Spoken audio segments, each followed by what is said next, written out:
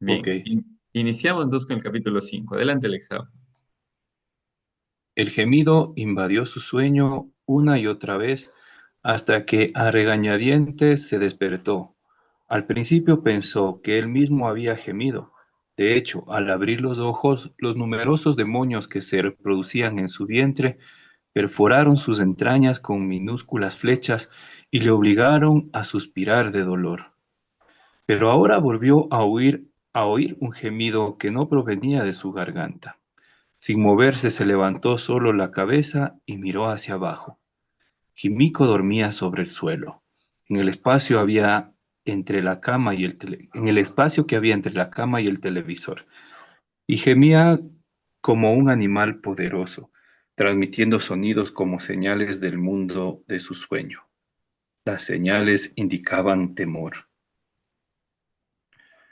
Beard observó que el rostro joven, redondo y ceniciento de Jimico se endurecía como dolorido y luego se aflojaba en una expresión estúpida. La sábana se le había deslizado hasta la cintura. Beard le escudriñó el cuerpo. Tenía los pechos como hemisferios perfectos, pero le colgaban a ambos lados de forma poco natural, evitándose el uno al otro. La zona entre ambos era ancha, plana y algo sosa. Bear sintió que ese pecho inmaduro le era familiar.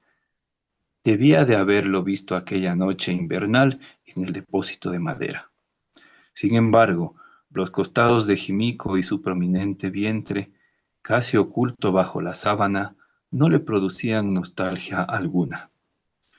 Podía percibirse un atisbo de grasitud que la edad comenzaba a instalar en su cuerpo, pero eso pertenecía por una parte de la vida de Jimico que Beer ignoraba por completo. Probablemente esas raíces adiposas se extenderían como el fuego y modificarían por completo la forma de su cuerpo. Perdón. Incluso sus pechos perderían la poca juventud y frescura que aún conservaban. Jimico volvió a gemir, y de pronto sus ojos se abrieron como sobresaltados. Beer simuló dormir. Cuando un minuto después abrió los ojos, Jimico dormía nuevamente. Ahora permanecía inmóvil como una momia, tapada hasta el cuello por las sábanas, sumida en un sueño tan silencioso e inexpresivo como el de un insecto. Seguramente había llegado a un acuerdo con los ogros que poblaban su sueño. Aliviado, Beer cerró los ojos y volvió a concentrarse en su estómago, que se comportaba como un chantajista amenazante. De pronto, el estómago se le hinchó hasta invadir todo su cuerpo y su conciencia. Algunos fragmentos de pensamiento pretendieron escapar hacia el centro de su cerebro. Cuando había regresado Jimiko, ya habrían llevado al bebé a la mesa de disección con la cabeza vendada como Apolinaire. ¿Sería capaz de acabar la clase de hoy sin ningún contratiempo? Pero la presión ejercida por el estómago los desalojó uno a uno. Bir se sintió, Bir se sintió a punto de vomitar y el temor enfrió la piel de su cara.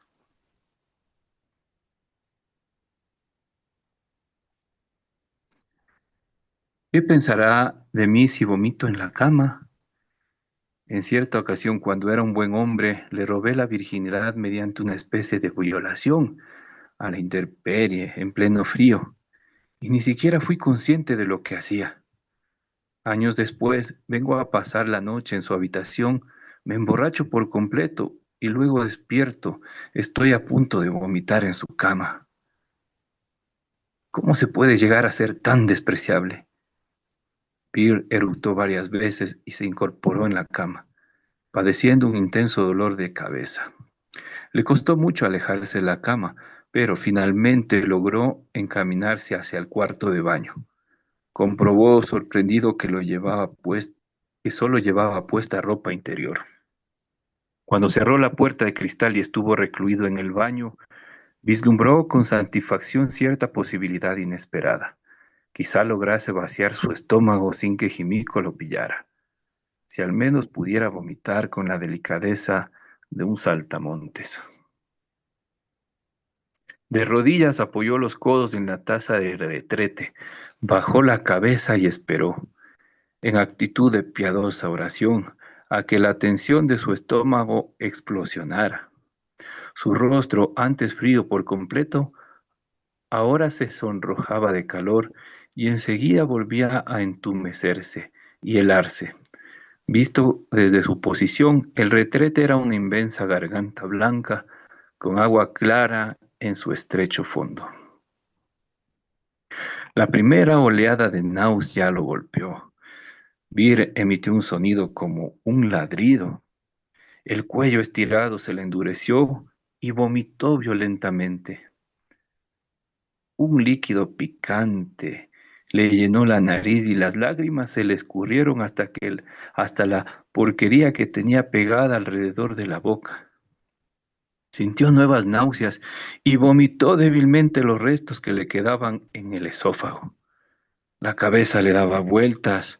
Era hora de darse un respiro momentáneo. Se enderezó como un fontanero tras realizar su trabajo. Se secó la cara, se sonó la nariz ruidosamente. Ah, suspiró, pero aún no había terminado. Una vez más empezaba a vomitar. Generalmente lo repetía al menos 2 veces, y la segunda vez tenía que valerse de los dedos en la garganta. Volvió a suspirar, previendo la agonía, y bajó la cabeza. El interior del water ofrecía un aspecto desolador. Bir cerró los ojos asqueado, buscó a tientas la cadena y tiró de ella. Cuando abrió los ojos, la gran garganta estaba nuevamente limpia, boquiabierta como antes. Bir se metió un dedo en su garganta y vomitó otra vez. Lamentos y lágrimas, chispas en la garganta y chispas amarillas en su cabeza.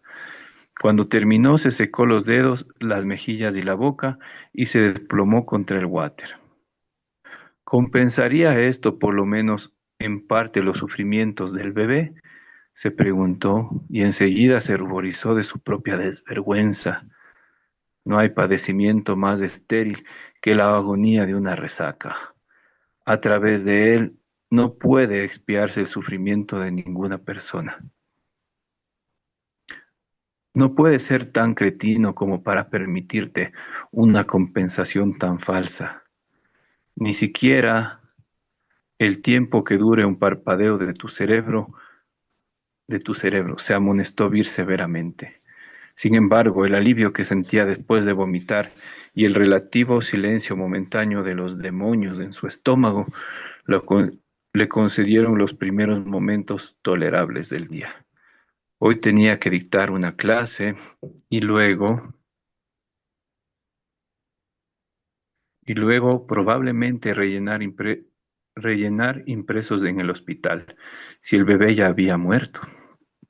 También tendría que contactar con su suegra para comunicarle la muerte del bebé y para decidir de común acuerdo cuándo convendría informar a su esposa. Sin duda, un programa abrumador. Y heme aquí, en el cuarto de baño de Jimico, desplomado contra el water y aturdido al máximo. ¡Qué historia más extraordinaria!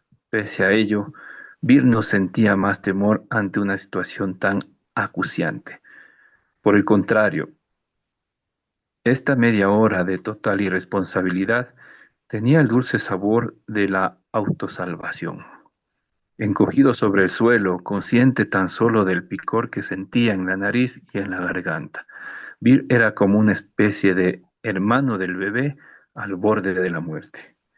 Mi única gracia es que no berreo a gritos como los recién nacidos, pero mi conducta es 10 veces más lamentable. De ser posible, Bir hubiese preferido arrojarse dentro del water cuando tiró de la cadena y ser arrastrado al infierno de una cloaca. En vez de ello, escupió, se apartó trabajosamente del water y abrió la puerta de cristal.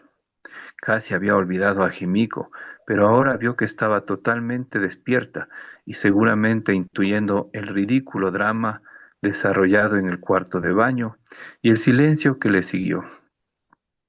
La muchacha continuaba acostada en el suelo, con los ojos abiertos e iluminada oblicuamente por un tenue rayo de luz que se filtraba por la ventana. Lo único que podía hacer era escurrirse hacia su ropa, que permanecía al pie de la cama. Mientras tanto, Jimiko probablemente observaría su vientre flácido y sus muslos fibrosos. ¿Me has oído vomitar como un perro?, preguntó con voz tímida. Como un perro. Los perros no suelen hacer semejante escándalo, respondió Jimiko con voz soñolienta, mirando a Vir con sus apacibles ojos abiertos. Era un San Bernardo grande como una vaca, dijo Vir. Sonaba doloroso. ¿Has terminado? De momento sí. Gracias, Alexao. Irma, adelante, por favor. Listo.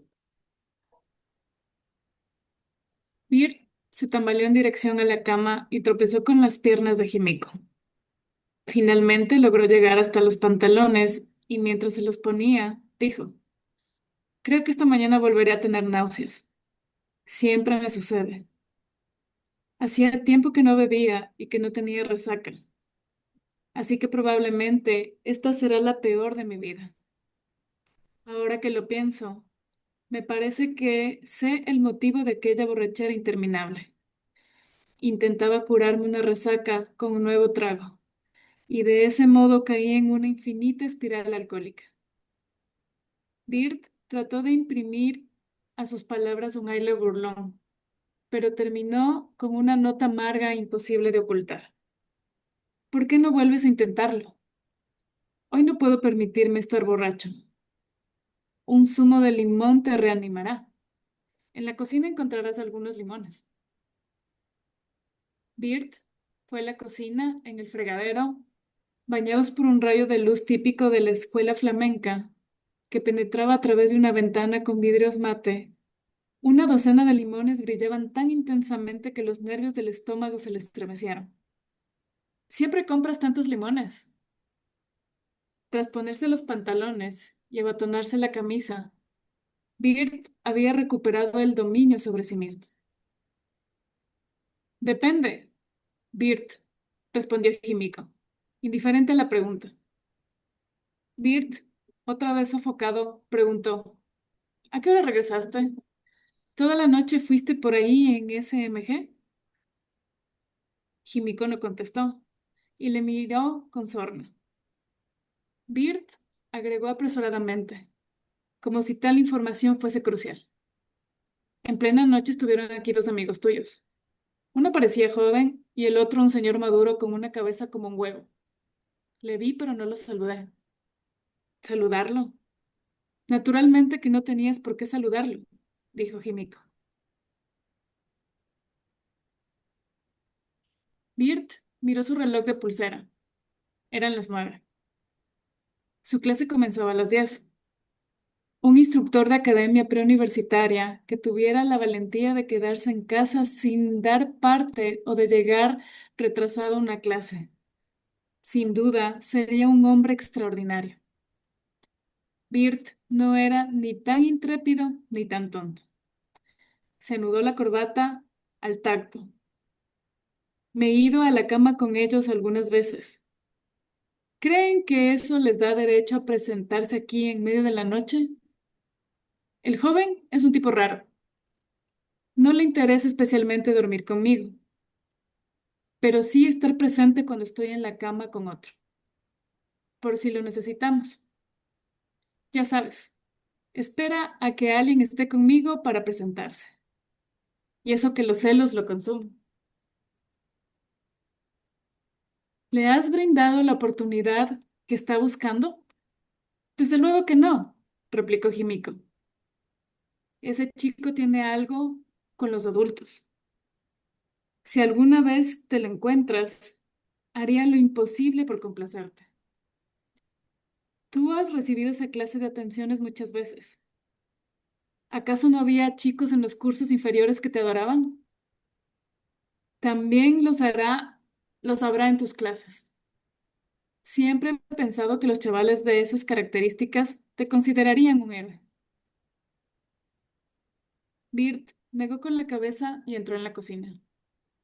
Sintió frío en la planta de los pies y se dio cuenta de que todavía no se había puesto los calcetines. No le sería fácil. Si contraía el estómago al agacharse por los calcetines, quizá vomitara nuevamente. Se estremeció, pero era agradable sentir el suelo, lo mismo que sujetar un limón bajo el grifo abierto.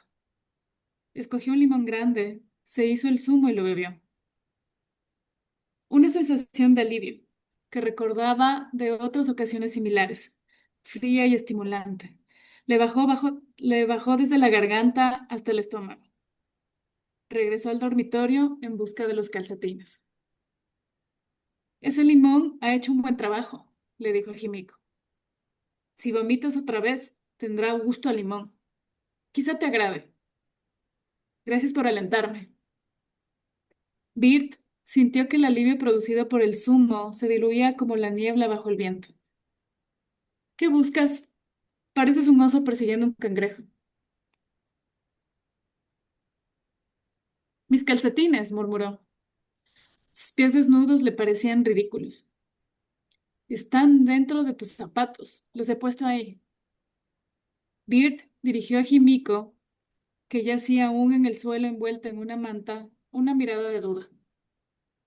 Supuso que se trataría de una costumbre de Jimiko en cuanto sus amantes se acomodaban en la cama. Probablemente tomaba esa precaución para que ellos pudieran huir, descalzos y zapatos en mano, en caso de que se presentara un amante más grande y apasionado. Tengo que irme, dijo Bert. Esta mañana tengo 2 clases. Has sido muy amable. ¿Volverás, Bert? Es posible que nos necesitemos. El grito de un mudo no hubiese dejado más atónito a Bert. Jimiko lo miraba con sus gruesos párpados bajos y el ceño fruncido. Quizá tengas razón. Quizá nos necesitemos el uno al otro. Como un explorador que atraviesa un terreno pantanoso, lleno de espinas, vegetación y alambradas, Birt se abrió camino medrosamente a través de la sala de estar en penumbra. Una vez en el vestíbulo, se inclinó y se calzó calcetines y zapatos a toda prisa, temeroso de una nueva náusea.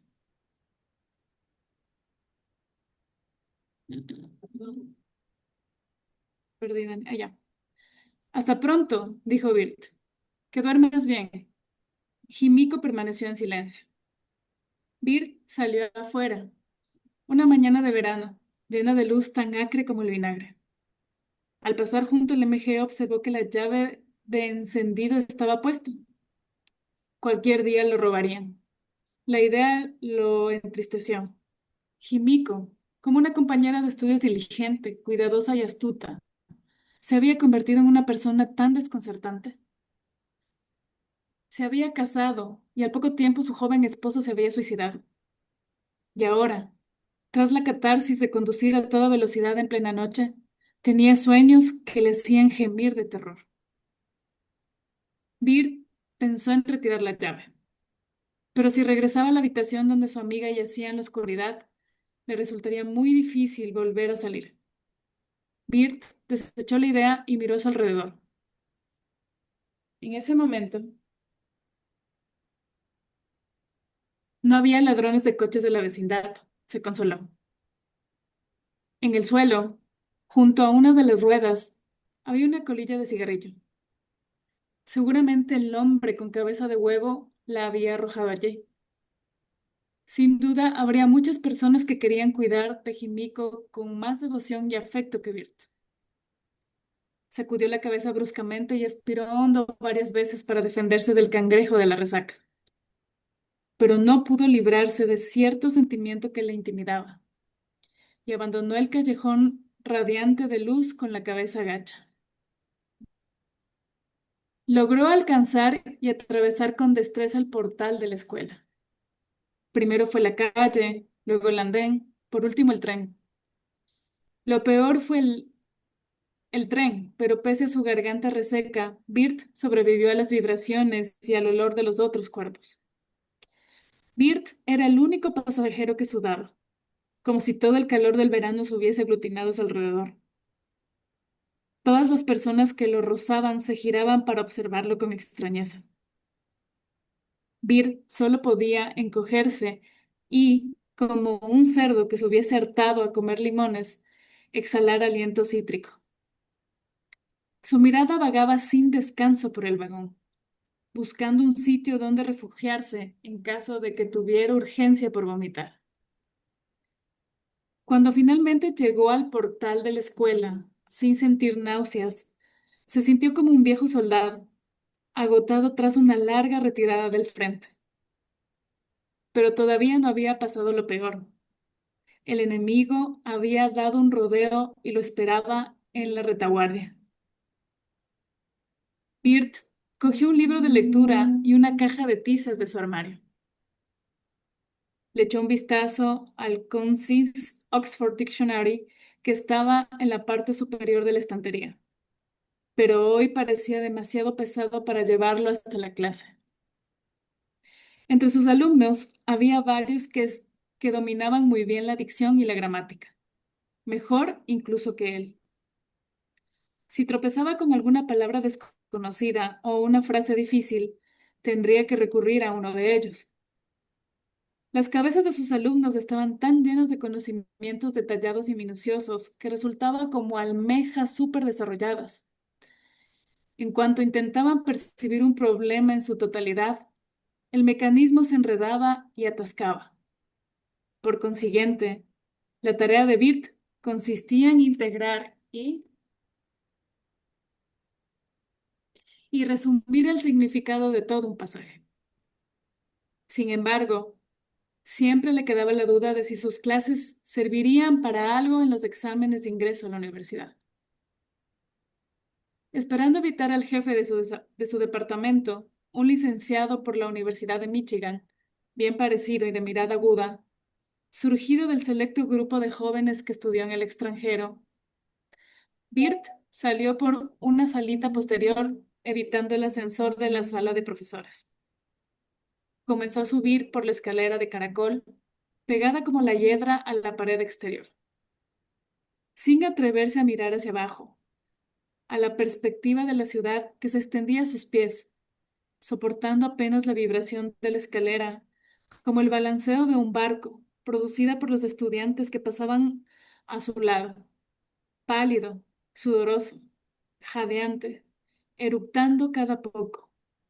Birt subía tan despacio que los alumnos, sorprendidos por su propia rapidez, se detenían en seco y lo miraban a la cara, dudaban y después proseguían su carrera, sacudiendo la escalera de hierro. Birt suspiró. La cabeza le flotaba y se aferró a la barandilla metálica. Gracias, Irma. Muchas gracias. Adelante, Damián. Eh, Finalmente. finalmente, finalmente llegó a lo alto de la escalera y sintió alivio. Entonces, un amigo que lo esperaba allí le llamó. Bert volvió a ponerse tenso. Se trataba de un colaborador en la organización de un grupo de estudio de lenguas eslavas, que Bert había formado junto a otros intérpretes. Pero como en ese momento ya tenía suficiente jugando al gato y al ratón con su resaca, encontrarse con alguien imprevisto le resultaba un contratiempo insoluble. Se encerró en sí mismo como un molusco atacado. Hola Bert, exclamó su amigo. El apodo seguía vigente en cualquier situación para amigos de todas clases. Estoy llamándote desde anoche, pero no he podido localizarte, así que se me ocurrió venir. Ah, sí, dijo Bert con un tono poco sociable. ¿Te has enterado del rumor sobre el señor Delchev? ¿Rumor? Preguntó con una vaga aprensión. El señor Delchev era agregado en la legación diplomática de un pequeño país socialista de los Balcanes y profesor del grupo de estudio. Parece que se ha ido a vivir con una muchacha japonesa y que no quiere volver a la legación. Dicen que ocurrió hace una semana. La legación quiere que todo quede en familia y ocuparse ellos mismos de que Derechev regrese, pero no conocen mucho por aquí. La muchacha vive en el barrio más bajo de Shinjuku, una especie de laberinto.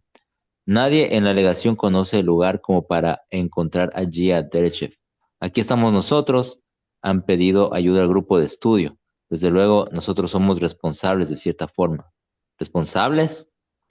El señor Derechev la conoció en aquel bar al que le llevamos después de una reunión. ¿Lo recuerdas? ¿La silla?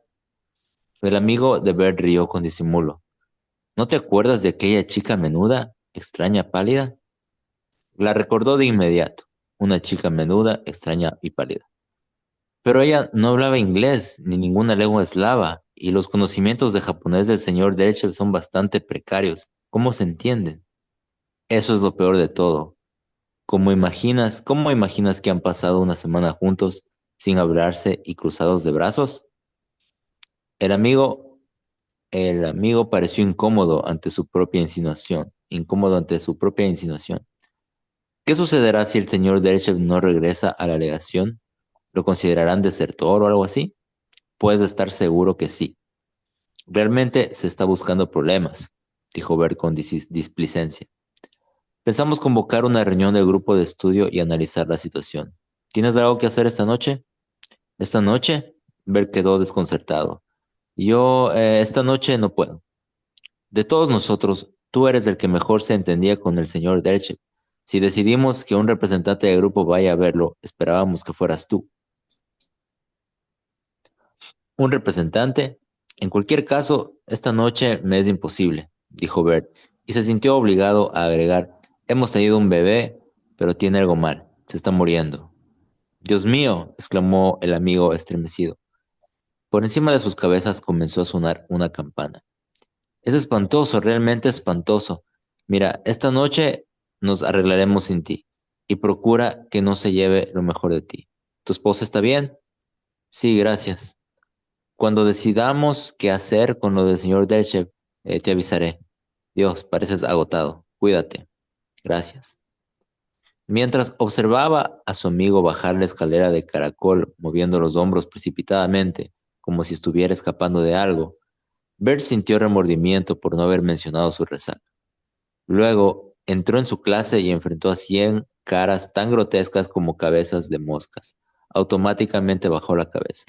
Enfiló hacia el atril, decidió a no mirar la cara a sus alumnos y sujetando el libro y las tizas contra el pecho, como si fueran armas para defenderse.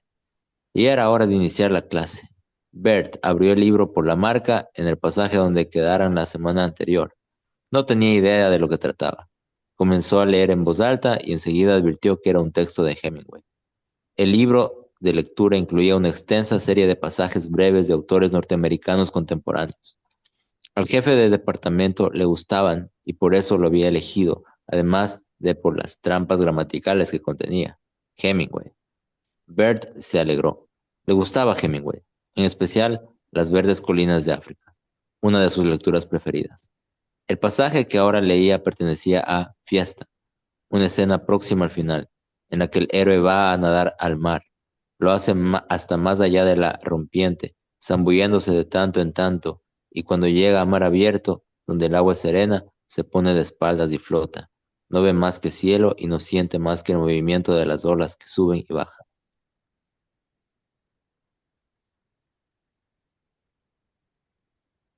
Bert sintió que en las profundidades de su cuerpo comenzaba una crisis irreprimible. La garganta se le secó y la lengua se le hinchó como si fuera un cuerpo extraño dentro de la boca. El líquido amniótico del temor lo empapó, pero siguió leyendo, mientras atisbaba astuta y débilmente hacia la puerta, como una comadreja enferma. ¿Llegaría a tiempo si corría en esa dirección? Cuánto mejor sería cuánto mejor sería poder superar la crisis sin necesidad de ello. Ansioso por apartar la mente del estómago, Bert intentó situar el párrafo que leía dentro de su contexto. El héroe permanece acostado en la playa y luego se da otro baño. Cuando regresa al hotel, hay un telegrama de su amante. Se ha ido con un joven torero. Bert trató de recordar el telegrama. Could you come Hotel Montana, Madrid, AM, rather in trouble, Brett? Pues sí, sonaba bien y lo recordó con facilidad. Es un buen presagio. De todos los telegramas que he leído, este es el más interesante. Tendría que lograr eliminar las náuseas. Bert prosiguió su reconstrucción. El héroe se zambulle con los ojos abiertos en el océano y ve que algo fluye por el fondo. Si esto aparece en este pasaje, lograré terminar sin vomitar. Es un hechizo. Bert continúa. Héroe, salí del agua. Regresé al hotel y recogí el siguiente telegrama, tal como Bert lo recordaba.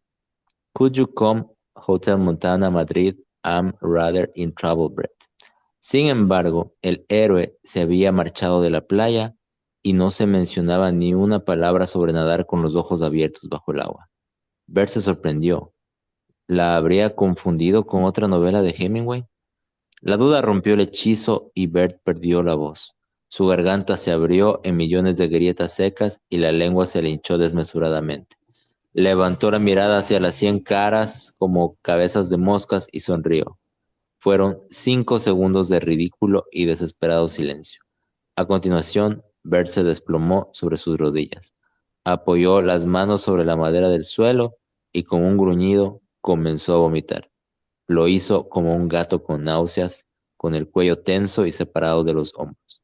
Parecía un insignificante demonio retorciéndose bajo el pie de un enorme rey Deva. Bert esperaba que al menos su particular estilo de vomitar resultara gracioso, pero su actuación distaba mucho de ser divertida. Eso sí, cuando el vómito volvía a bajarle por la garganta, tenía un marcado gusto a limón, tal como había vaticinado Jímico. Como la violeta que florece en el muro del calabozo, se dijo Bert, mientras intentaba recuperar la compostura. Pero este ardid psicológico se desvaneció ante los violentos espasmos que ahora experimentaba. Un gruñido que parecía un trueno le abrió la boca y su cuerpo se puso rígido. A los lados de su cabeza fue creciendo una negrura similar a las anteojeras para caballos, y su campo visual se oscureció. Anheló hundirse en algún lugar todavía más oscuro, más profundo, y saltar desde allí a otro universo. Un segundo después, constató que seguía en el mismo universo. Lagrimeando, bajó la mirada hasta el charco de vómito, un charco pálido, ocre rojizo, sembrado de sedimentos de limón amarillo brillante.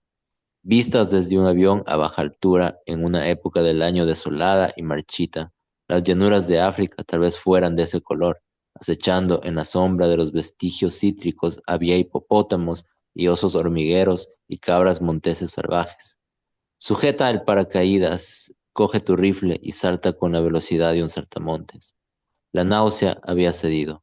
Bert se frotó la boca con una mano sucia de bilis y se puso de pie. Dadas las circunstancias, hoy terminaremos antes la clase, dijo con un tono de voz moribundo. Las 100 cabezas de mosca parecían comprender. Bert empezó a recoger sus cosas. De pronto, una cabeza de mosca se puso en pie de un salto y comenzó a gritar. Los labios rosados de Chico gesticulaban y su cabeza de campesino redonda y afeminada adquirió un tono rojo vibrante. Pero la boca amortiguaba sus palabras y tenía un leve tartamudeo. Resultaba difícil de comprender lo que decía. Poco a poco la cuestión fue aclarándose.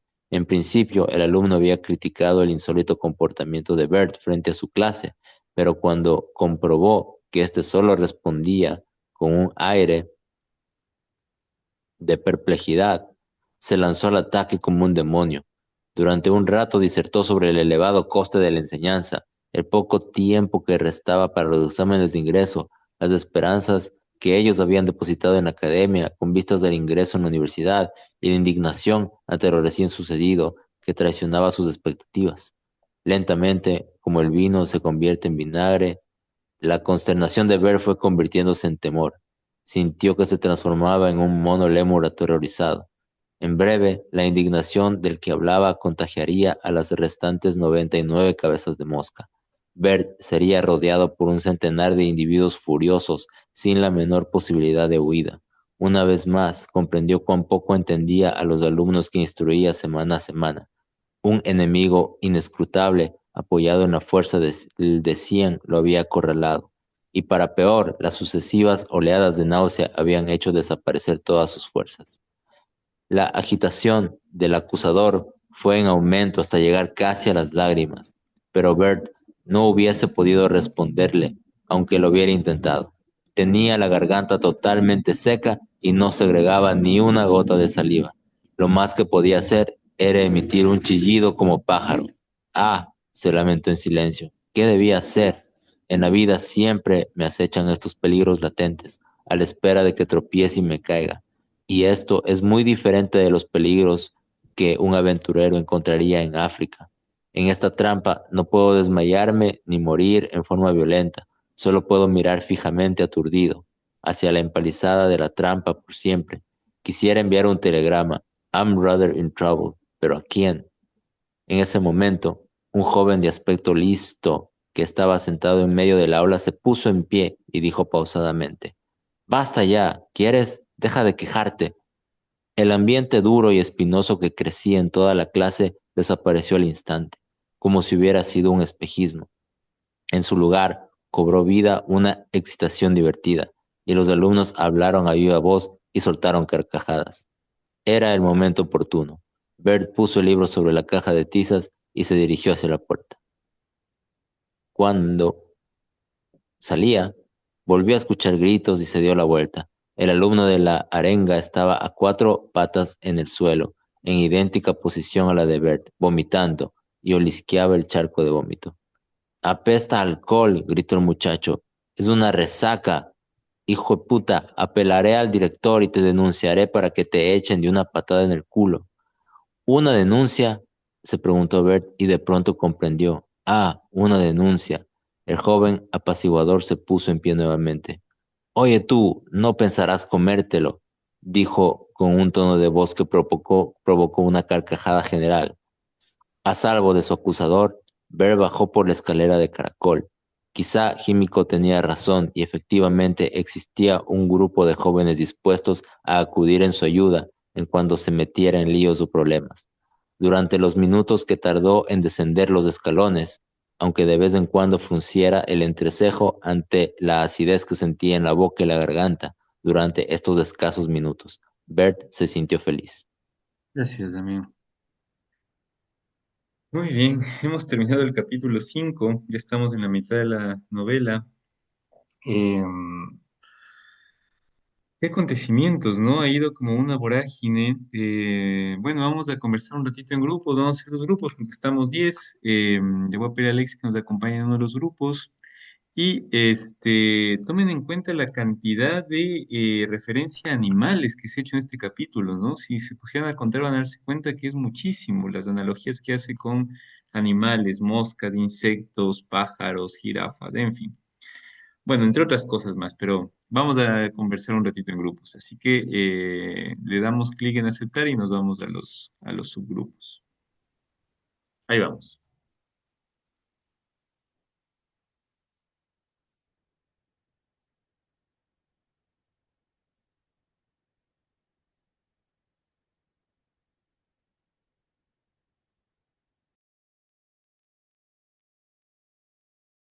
Muy bien, bueno, bienvenidos a esta sala. Espero que estén disfrutando de la novela.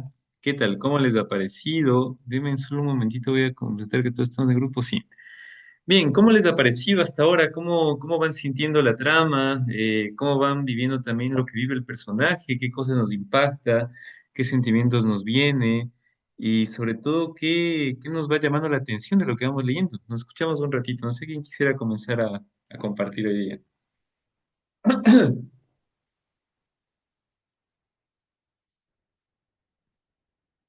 Irma tiene cara de que quiere hablar. Parece, ¿no? Y abriste el micrófono, empieza también. Bueno, a ver, empiezo yo. Chuta, a ver, este capítulo creo que estaba narrativamente súper enriquecedor, ¿no? todas las referencias que hace. ah, y creo que algún momento ya comentamos de eso, o alguien dijo en una de las salas, y aquí se nota bastante, ¿no? Que comparado con otro tipo de lecturas, usa muy bien este tema de los colores, ¿no? Y hace referencia a todas estas eh, cosas que van sucediendo, pero lo asocia bastante a temas grises, oscuros. Lo que tú también dices, ¿no? Que lo asocia también bastante a los animales, ¿no? Sin embargo, es un poco ya metiéndose en lo que siente el personaje, es em, el emborracharse, el contexto de estar con Himiko, de contemplar su cuerpo, de también él preguntarle acerca de qué hacía, de conversar de este tema que estaba con otros hombres, la interacción que tiene con los estudiantes. Creo que es un tema de ciertas cosas que de alguna forma, primero que escapas de esa realidad que está viviendo Virt, ¿no? En ese contexto. Pero también el hacerte sentir en tu cuerpo, ¿no? En lo que puedes, el asentarte de pronto en las sensaciones. Y eso lo hace sentir mucho el autor en todo la narración, porque es muy, muy rico en ese contenido, ¿no? Eso, eso. Gracias, Gino. Sí, es muy enriquecedor lo que compartes y en efecto hay como una sensación que te hace recorrer junto con lo que le pasa, ¿no? Pero son eventos bien dolorosos, aparte de toda la resaca, que a mí lo que me llamó la atención, aparte de todo lo que ya vamos a ir comentando también, es el tema de que en algún momento, y acá lo había subrayado, dice cuando está vomitando, ¿no? El narrador, que es un narrador de tercera persona, comenta, ¿no? Dice, Vir era como una especie de hermano del bebé al borde de la muerte. Y un poco más antes, Vir dice, ¿compensaría esto por lo menos en parte los sufrimientos del bebé? Se preguntó, y enseguida se ruborizó de su propia desvergüenza. No hay padecimiento más estéril que la agonía de una resaca. A través de él no puede expiarse el sufrimiento de ninguna persona. Entonces me ponía a pensar que también todo lo que está atravesando Vir es una forma de causarse sufrimiento, de causarse dolor, quizá como una exteriorización de ese dolor que puede estar sintiendo, que lo vive también el bebé, ¿no? Pero claro, se comienza a dar cuenta o se da cuenta en la que es un sufrimiento estéril, ¿no? No le aporta en nada ese sufrimiento. Es como un sufrimiento, se suele decir autotélico, ¿no? Como encerrado en sí mismo, no tiene ningún fin. Quizá no es como Beethoven, ¿no? Que veíamos al principio, que toda su vida de dolor la transparente en la música, por ejemplo, ¿no? Entonces un sufrimiento con un fin, o sea, por lo menos ahí se ve como, no sé, procesado, pero aquí Vir no, está como una situación como en cadena y me da mucha pena, ¿no? Es un personaje muy sufriente, y me llamó la atención la crueldad de los alumnos y el egoísmo, ¿no? Tanto del que se le acerca a pedirle una ayuda para encontrar a este señor que parece que se ha ido con una chica, que al final es como, me encanta este momento donde ya se va y dice que se va como huyendo, ¿no? O sea, le dice que el bebé está como muriéndose y él dice, ah, perdón, perdón, que te vaya, y se va, ¿no? Es como, no quiera, no es una compañía. Y los alumnos también, ¿no?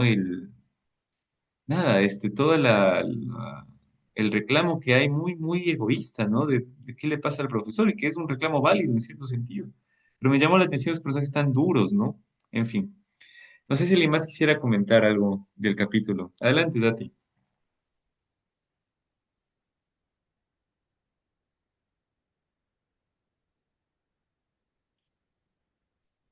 Es que yo no te escucho. No sé si alguien más te está escuchando. No, Está ¿verdad? hablando, no se le oye. Creo que te pasó lo mismo que la otra vez, que igual le hablabas y no se te escuchaba, así que poné ahí para que se te escuche.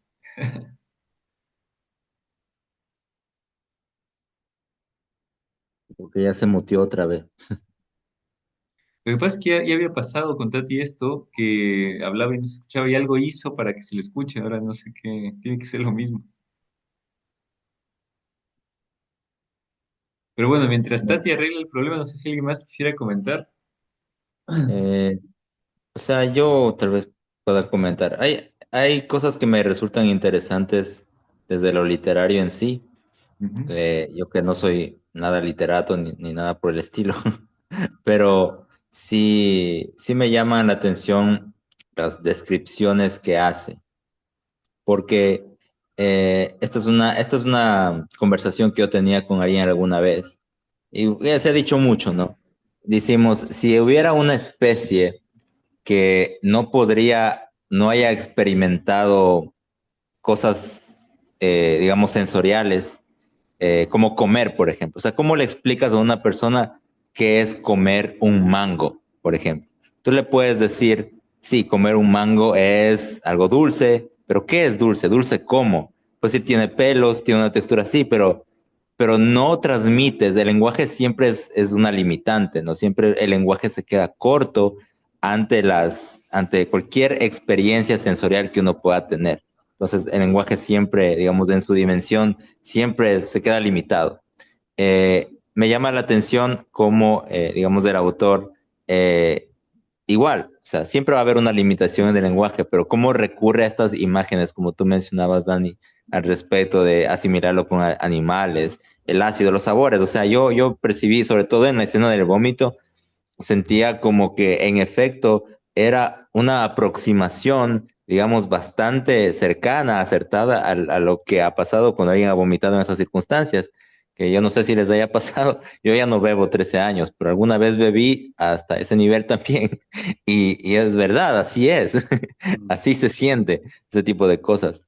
Eh, También alguna vez yo fui docente, alguna vez fui chuchaqui a dar clases, no vomité ahí, pero, pero empatizaba con las sensaciones de estas de enfrentarse al aula, que te están viendo ahí, que ves ahí al cúmulo de personas y las ves como un grupo al que te estás enfrentando, no eso es como le estás dando clases, ¿no? Te estás Mm, enfrentando a ellos y estas metáforas me parecen como que bien interesantes, bien logradas y bueno, por algo es un gran autor, ¿no?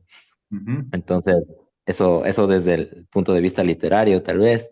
Y desde el punto de vista más existencial, si se puede llamar así, sí me parece que no sé si es que le podamos llamar como trágico desde el sentido de que desde que empezó el libro, él viene experimentando, o sea, empezamos ya en un punto en el que él viene experimentando una situación difícil y compleja. Y a partir de ahí es como que van sucediendo una serie de eventos en los que parece que se van complicando más y más las cosas, ¿no? Porque no es cualquier cosa que tú después vayas a dar una clase y los estudiantes te vean, digamos, con chuchaki vomitando ahí, o sea, no es cualquier cosa. Entonces, eso está acompañado de todo este contexto de, de que sí, o sea, yo siento que él tiene mucho este espíritu y por eso tal vez entra ahí lo autobiográfico, porque siento que entra mucho la parte artista. O Mm. sea, esta parte artista de querer buscar aventuras, horizontes, de imaginar, de filosofar, de pensar en los universos como tuvo en esa conversación, porque son conversaciones que a veces una persona que tiene estos intereses o estas afinidades estéticas, te interesa conocer más, te interesa indagar más y estas ideas y estar ahí y encima eso agravado por la situación que enfrenta de su hijo y todo lo demás. Entonces se siente como un cúmulo de cosas que a veces es como que una desgracia no viene sola, ¿no? Entonces, en ese sentido, te llama la atención porque también siento yo que eso pasa muchas veces, pasa que uno enfrenta una situación y no viene sola esa situación, ¿no?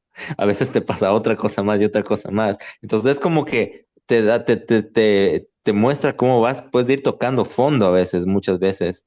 En muchos aspectos de la vida, muchas aristas, y no quieres hablar con nadie, y por qué me habla este y así, entonces eso, atravesado obviamente también por el, digamos, el contexto, ¿no? Que se vivía en ese momento, ¿no? Un contexto también que siento que es muy propio de los países donde el capitalismo ha sido más puro y duro, ¿no? Más tajante.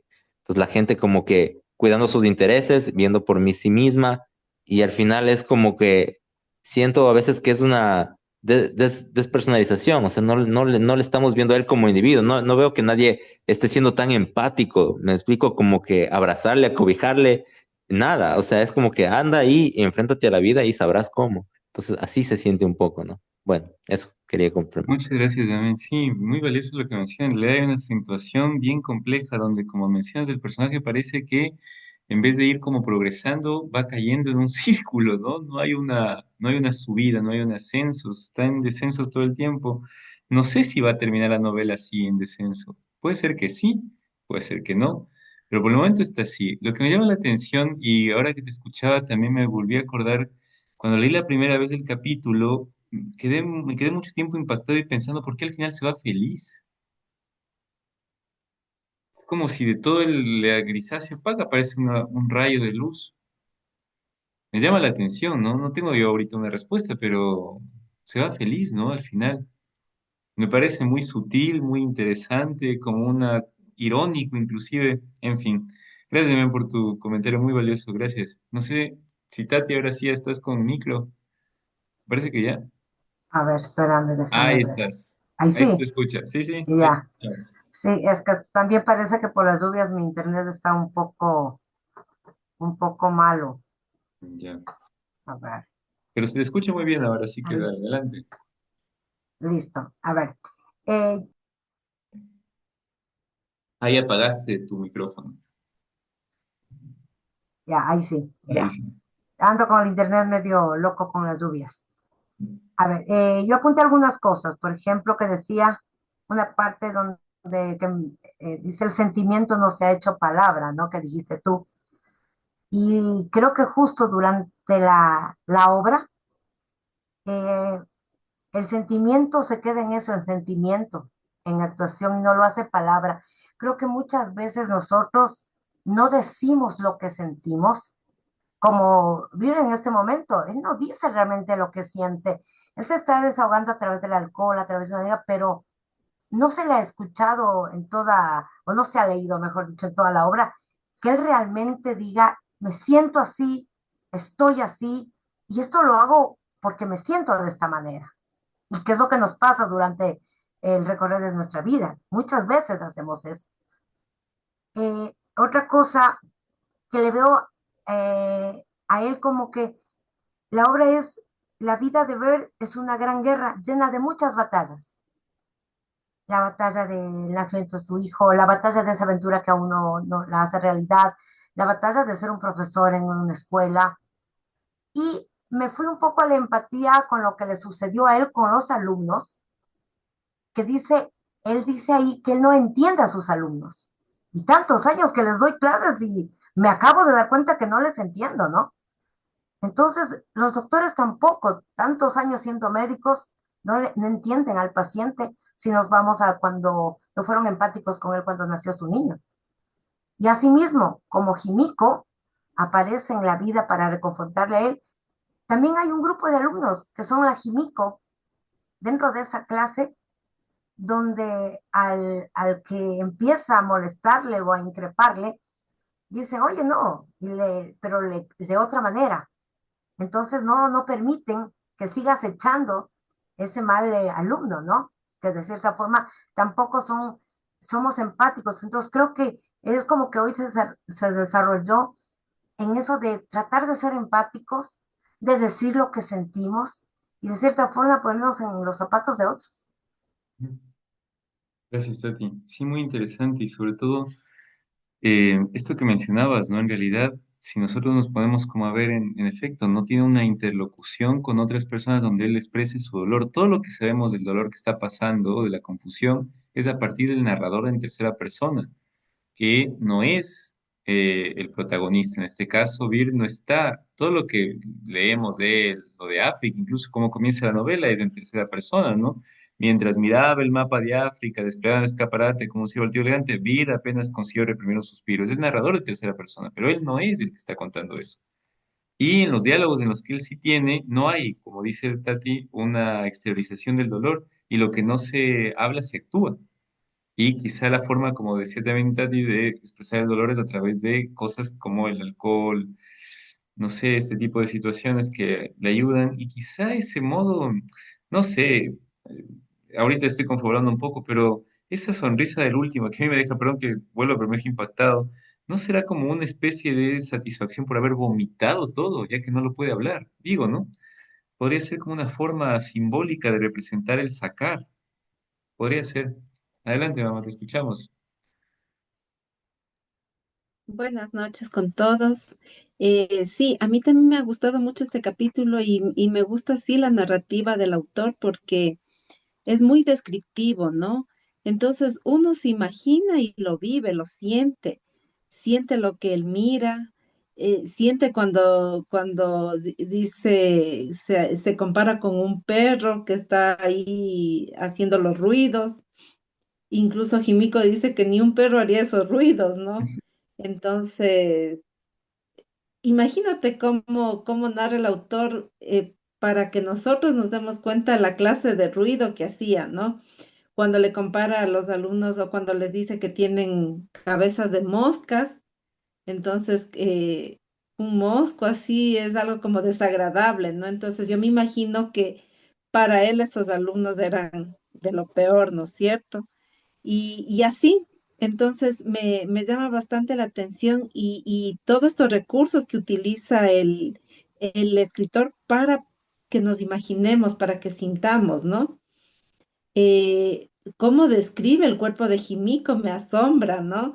Porque es una mujer como cualquiera, le dice los bustos, el estómago, le dice ya tiene mucha grasa. Entonces a mí no sé, me impresiona la forma de descripción de él, ¿no? El hecho de cuando vomita, él dice, me quisiera arrojar dentro del baño, irme. Es una especie de irse, para mí eso significa como no estar presente, no estar ahí, no vivir eso, como salir corriendo.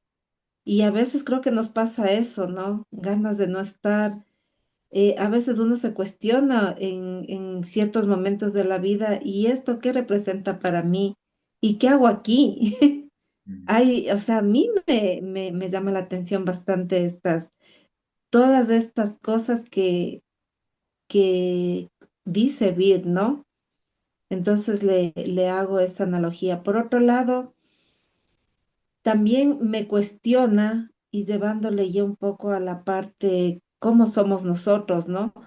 eh, ¿Cómo actuaríamos nosotros realmente si vemos un profesor que llega en esas circunstancias a una clase y vomita?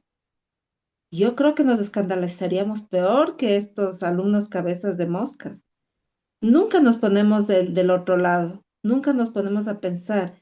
Y yo veo, ¿no? Digo, y somos bastante críticos y somos bastante duros. Nadie va a decirle, profesor, qué le pasa. Peor si se da cuenta que es un profesor que llega borracho, ¿no? Alcohólico. Porque ha habido, yo he estado en clases así, todo el mundo le critica y todo el mundo le dice, ve cómo llega, pero cómo va a ser, que ni sé qué. Pero nadie se pone del otro lado. Entonces yo también digo, nosotros como sociedad somos así, Mm. somos duros, crueles, ¿no? Y estos amigos que tienen no son amigos. O sea, cuando se enteran del problema que está atravesando, realmente nadie le ayuda, nadie le da la mano, ¿no? Entonces, como sociedad a veces somos indiferentes también. Eso, eso, Pues, no, gracias. y muy valioso lo que compartes, muy duro también y realista, ¿no? Porque en el fondo estamos viendo como episodios muy bruscos de la vida y que sí nos pueden ayudar un poco para abrir un poco de horizontes, ¿no? Empatizar, como decías, un poco más con la gente. Eh, es compleja la situación porque plantea ambigüedades también.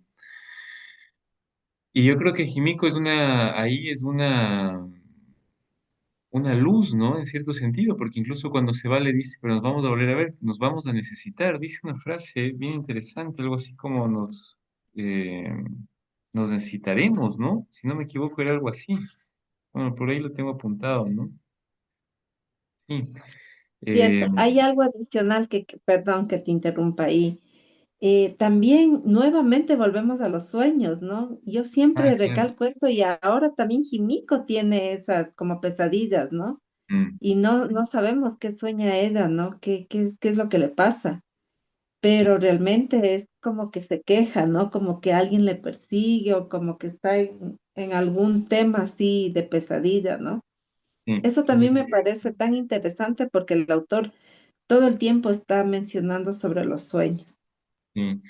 Claro, son en el fondo revelaciones de algo que sucede en el día y no se puede procesar, se resuelve revelar en los sueños, ¿no? Recordemos que Sartre también en sus escritos habla sobre el tema del psicoanálisis y trata sobre los sueños, no tan a profundidad como Freud, pero los trata también. Entonces, claro, hay una lectura seguramente de Kenzaburo de los sueños, ¿no? De cómo funciona nuestro psiquismo frente a las experiencias del día a día que no logramos procesar, pero que están reprimidas y salen cuando la conciencia se relaja, ¿no? Y el mejor momento es los sueños, ¿no? Analicen un sueño suyo, por ejemplo. Uno por lo general sueña cosas que a veces nos cuesta procesar en el día. Pero es interesante, es muy interesante. Muy bien, ya nos ha dado el tiempo y estoy aquí conversando con estudiantes todo el tiempo del mundo.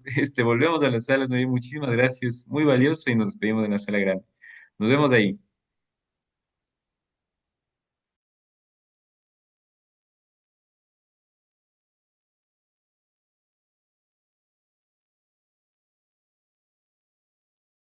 Muy bien, hasta que vayan llegando, esta frase que aparece como de Hemingway, ¿no? Esto de ven, por favor, Hotel Montana, Madrid, tengo problemas, Brett, es como un llamado de auxilio también, que es como un anhelo, un deseo de vivir en ese momento de la clase. Y dice él, si es que esto que estoy recordando realmente pasa, como yo lo voy a leer y lo recuerdo tal como es, seguramente voy a terminar la clase sin vomitar porque será el efecto como de un hechizo, dice, ¿no? Este texto será como un hechizo. Me parece muy lindo esta inmiscusión de la literatura como un hechizo también, ¿no? Estos extractos de la obra de Hemingway. Y un poco lo que mencionabas tú, Damián, en efecto, hay una mirada de artista que está atravesando la obra ciertamente, ¿no? Y las imágenes que habíamos hablado, los animales, ¿no? Esto de ojalá que pudiera vomitar con la suavidad de un saltamontes, dices. No se me hubiera ocurrido nunca comparar, no sé, la acción del vómito con un saltamontes. Bueno, en fin. Muchísimas gracias por la lectura de hoy, realmente muy enriquecedora. Nos vamos para el próximo martes de encontrarnos con el capítulo 6 y ya irnos preparando para la recta final de la obra, porque ya de la noche a la mañana se viene acabando y vamos por la mitad del libro. Así que bueno, amigos, cuídense mucho, tengan un buen fin de semana y nos estamos viendo el martes. Abrazo grande. Chao, Descansen. chao. Que vaya muy bien. Gracias. Chao, chao, chao.